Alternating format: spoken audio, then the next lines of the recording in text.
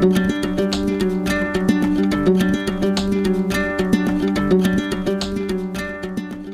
everybody, and welcome to What Did You Play Monday? So every week, Chris Cormier, my friend, posts a picture for What Did You Play Monday, and this is the one for this last Monday here.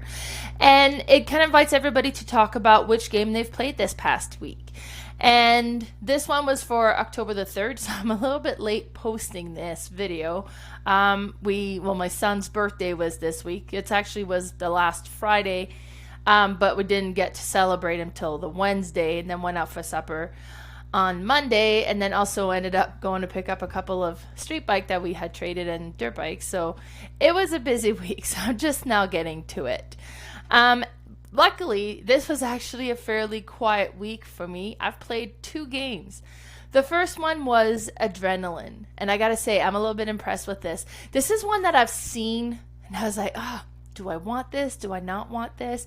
And I hadn't heard tons about it, except, some people were saying it was good. So I was like, maybe. And then I never did buy it. But I went to visit with my sister, and turns out she owns it. So I was like, okay, let's play this. So she's like, well, I've never played it. So she came over to my house, brought the game, and then we learned how to play, and it was so neat. This is basically a battle arena. So everybody picks their own, I'm guessing their robot or character that they're going to be playing as, and you have like these cards that have symbols on it, or colors on it, and you decide which one you want to be for where you're going to spawn. And then that one gets discarded, and that's where your player is going to be, and you start in one of the different colored area. And you spawn just before you start, and then you kind of go around and collect the different ammo, and that's what they have there, like the little cubes of those different ammo, and depending on the weapon you use, what you need for ammo. So you have like the reds, the yellow, and the blue. And then there's some areas where you spawn that you actually have like the armory there as well. So there's 3 armories, and you have different weapons you can pick from. And these weapons will do things differently. It'll allow you to hit multiple times, or it'll allow you to hit multiple target, or it'll allow you to bounce from one target to the next. And like, there's just different things that you can activate. But so when you purchase the weapon, it is fully loaded.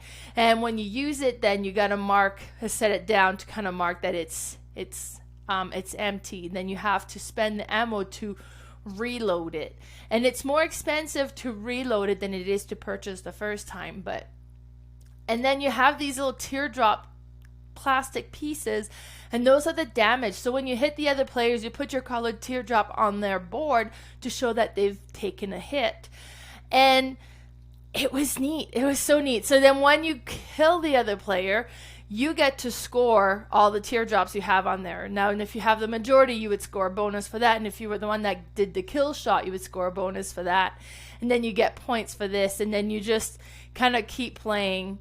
And I don't know if it's until you reach a certain level, you do a certain number of turns. But it's neat. So my nephew, after we've played this, kind of declared this his new most favorite game ever. And it was a lot of fun. And then the next game that I played was Chinatown. So I've recently played Bunny Kingdom. And then a few months ago in June, I've played Foundations of Rome. And then that made me want to buy Chinatown. So I've purchased my own copy of Chinatown, which I had played once before. All 3 of those games have a very similar mechanic where it's an area control, and depending on what you own on the grid, how you can score it. The only difference between those 3 games is how you acquire what you're going to own. So they all have a map, they all have a grid, and they all have kind of different areas that you can kind of own or take control of. Now in Bunny Kingdom, it's drafting. You're going to get cards, you pick the ones you want to keep, and then that's what you're going to own. In Foundations of Rome, it's bidding. You're going to be buying these lands that gives you kind of control of the different locations, so that's kind of how you acquire them. In Chinatown, you are handed a certain number of cards, so those are the land that you're going to own, and then you bid for what you want, and you trade, and you're like, okay, so I see that you have number 27, which would go well for me, but I have number 52, and you have 51 here, so that would help there. And then So you kind of negotiate to try and get the land that you want or the business that you want, because with what you own, then you would put business on it, and each round you're going to score. And the bigger the business, the more points it's worth. Now, some business, are small, so if you get 3, then it's filled. And then if you get a complete business, because you got all 3 tiles together touching, well, then it's going to be worth even more.